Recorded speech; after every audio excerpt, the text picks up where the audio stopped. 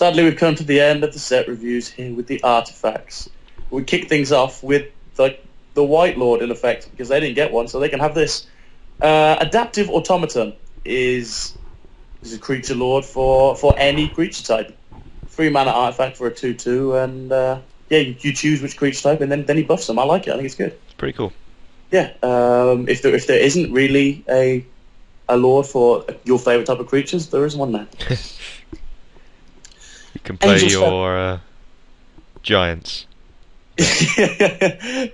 Other giants you control get +4/+4. Angel's Feather.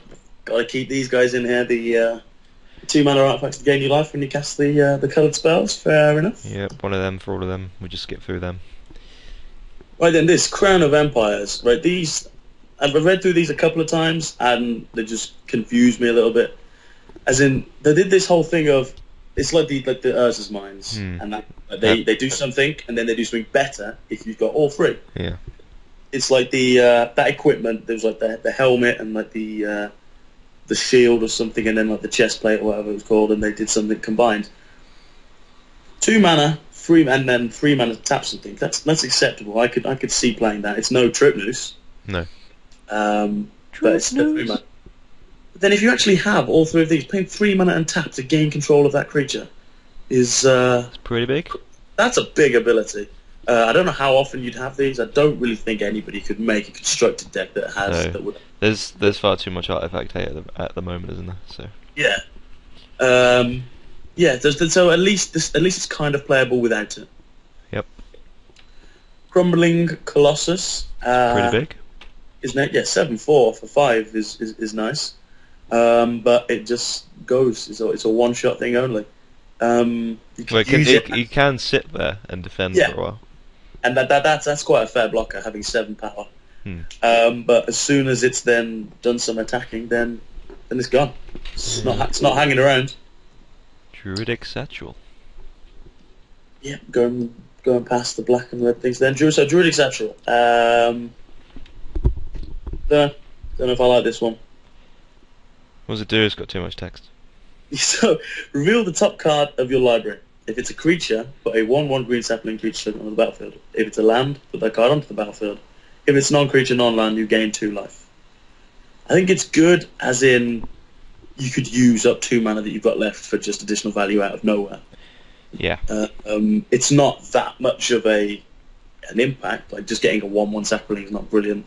Probably the land one's my favourite. Yep. So what happens if? So you just reveal the top card of your library. You don't then reveal the next one and see what happens with that. So because otherwise you chain through your entire deck. Ignore me. So yeah, it could be okay. I don't think it's anywhere near first pickable in drafts. What's next? Elixir of Immortality. This is quite nice with a good old little trinket mage. Mm-hmm. Yep, that card does act as an tin. It's going to give you some life when you need it, and potentially give you cards back after you've used them all up. Indeed. That's kind of like not in keeping with this whole graveyard thing that's supposedly happening. But yeah, but then Elixir is just a standard card, isn't it? Yeah, I think that's been reprinted for a while now. Right, these two should be discussed in pairs: Great Sword and Kite Shield. Yeah. Don't understand these. The Great Sword they've got the sword, and then they've reprinted a quarter shield from like 3 sets ago. Yeah, but I like with Kite Shield because I get to use, when I'm talking to Biker, the phrase of infinitely better, as in a quarter shield is infinitely better than Kite Shield, in that you wouldn't play one. You wouldn't play this above the other. What? Why? Why would you play this over a quarter shield? Isn't it exactly the same? No, just a quarter shield gives vigilance. Oh yes, of course it does. This is just 0+3. It's just bad. I think why they've done it is so that you put them on the same guy and it gives them +3/+3. Yeah, you've got that mental image of this guy using the sword and the shield at the same time, even though that's a two-handed sword, but still.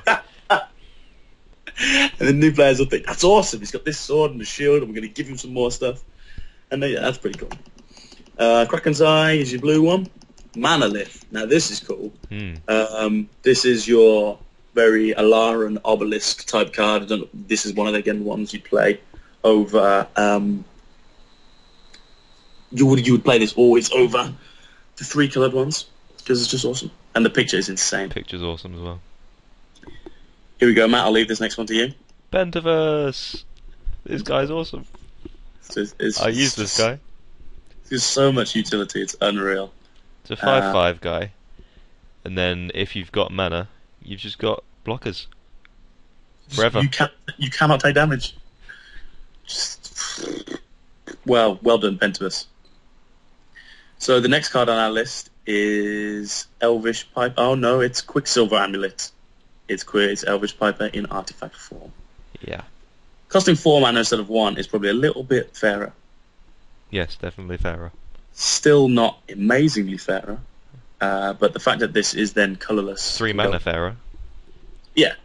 Still, you're going to be playing your Jingataxis and stupid cards like that off it, and that's going to be pretty good stuff. Right then, another one of these cards I don't really understand. Rusted Sentinel, right? 4 mana, 3/4. That's nothing brilliant anyway. And then it enters the battlefield taps. That's not necessarily something you want to happen. No. Optimally. Like, I remember there's Tree Folk that does that as well. But it's a 3/5. Yeah. It's just... No, don't play that. What's the black one? The zombie in M11? Yeah, I know what you mean. Rotting Legion, Loyal Legions. Rotting Legion, yeah. That was a 4/5 even. Yeah. Just better, but still not very good.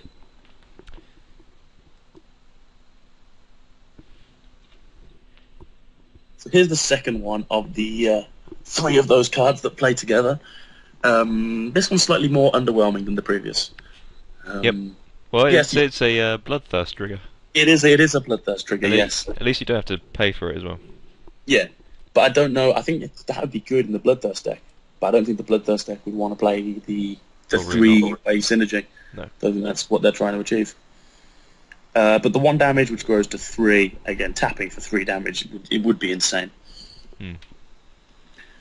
Well then, here we go. Probably the most hyped up, look forward to, supposedly amazing card of M12, Solemn Simulacrum. Picture is amazing. The picture is insane. iRobot. It's like iRobot meets Chet's Champion meets sort of Jesus God. It's just amazing. Kind of a little bit of an ET globe in the middle as well. Yeah, there's just, if you want value out of a card, then it's pretty much this guy. Just does so much things. Just does so many things. We'll go in so many decks. Pretty good. Again, another one of the really amazing. Let's see what people do with this card. Sundial of the Infinite. It's good with Mimic that. It's good with a lot of things. A lot of things. Very. I like saying things are good with Mimic that. It's just like the amount of situations this card will get you out of is big. Yeah. End the turn. So many different things you can do with that. Yeah, it's like it stops removal, kind of. Yeah. Because like, oh, kill your guy. Oh no, end the turn. Yeah. So would that? But actually, with that, what would end? I'm pretty sure if someone casts your thing and you end the turn, then their thing's still in the stack, so it'll still die. No. Read the first line of the dir text. Exile all spells and abilities on the stack. No, you're right. I should have maybe read that. It's just awesome. It just does everything. Next card on the list is another equipment. I like this. Flame boots, yeah, good old flame boots. Obviously, actually called Swiftfoot boots. They didn't accept my name for it. Only one of his boots is on fire. Oh, probably, yeah. If they wanted to be called something boots, I could see flame boots. It's only flame boots. I understand. Fair enough. But it's not Swiftfoot boot either. They would call it a Swiftfoot boot. He's just like, my right leg, oh my god! Where are you going? Left leg is like, I can't keep up with this. Look how far behind I am. But I think this card is going to be very cool. Yep. Again, the thing with haste, it's not going to come out of nowhere because it's there. It's but there, yeah. Maybe used in a more of a attackability way first. But we'll have to see what people brew up. Now this card, Thran Golem, I like this. Could be good. Yeah. But then the best enchantment in the set is doing what it does already, kind of. Yeah, but all you have to do is, if you put lifelink on this guy enchantment, Yeah. then he comes Yeah, true. Baneslayer, but with trample. Hmm. So you Doesn't get protection from demons and dragons though, so that's the drawback. Yeah, we keep coming back to that, as in that's pretty powerful. But in 5 mana 3/3, right? That's your Pestilent Soul Eater. I can't think of another one, but it's something that you'd maybe play just as it kind of just will sit there and maybe attack and be an alright blocker. If you are playing any enchantment, then +2/+2 flying first strike trample that's game ending. It's big. Yes, I really like that guy. Finally, onto the third and final spin of that let's play 3 cards thing. Throne of Empires. I think this card's a little bit too expensive just to play for its normal ability. 4 mana, one and tap, put a 1/1 soldier onto the battlefield. However, if you have the Crown and the Scepter as well, pay 1, tap, put 5 1/1 soldiers. It's not to be sniffed at. No, that is insane. For 1 mana every turn, if you could Voltaic key that up as well. Yeah, which wasn't banned. Is not in this anymore. Then that would be that's amazing. Another piece of epic sword equipment with World Slayer. Ooh. Pretty sure there is no application for this effect being needed ever. No. I don't know. I don't think anyone's been in a match, been so locked down, thinking, all I need is World Slayer. it's like... All I need to destroy is all the permanents. There's a fly buzzing around my house and I can't get it out. I know, I'll blow up my house. It's not even non-land. It's just destroy everything. Okay. You can just imagine the World Slayer sitting there at the end going, yeah, I did that. Yeah. I'm just going to stay and gloat at the destruction I've caused. It's just retarded. I don't understand it either, because you're not. It's just going to sit there for 5 turns after you've done it, because it's equipped 5. It's probably going to, if anyone plays it, just cause both players to time out, because they won't be able to recover enough after it. I don't know. But it's amazing. We love World Slayer, and I hope someone does something with it. It would be insane.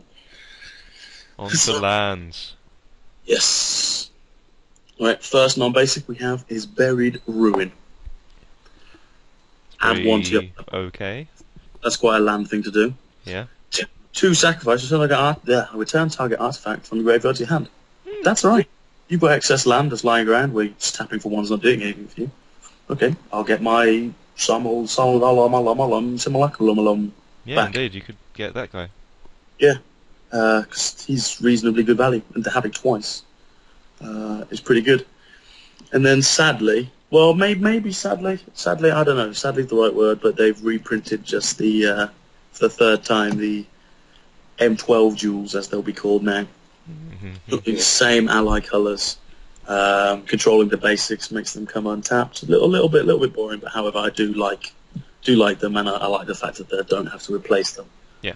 Still just use the ones we have. Well, Joe brought up the point that there is no fetch land. No. Which is interesting. So yeah, I don't think. Well, now it's gone anyway. But even if it was still there, there'd be no Boros landfally deck at all. Without the fetch lands, they're just too powerful. Oh, did you mean no fetch lands or no Terramorphic Expanse? Same thing, both. Oh, right, yeah. No Terramorphic Expanse. So that was always quite a nice thing to have in draft. Thinking, sneaky little bit of mana fixing. I'm going to take a land. Controversial. That was a very fun, but a very long, like, million hours of talking about Magic cards. Yeah. Hopefully you enjoyed it. Yeah, I hope you enjoyed it.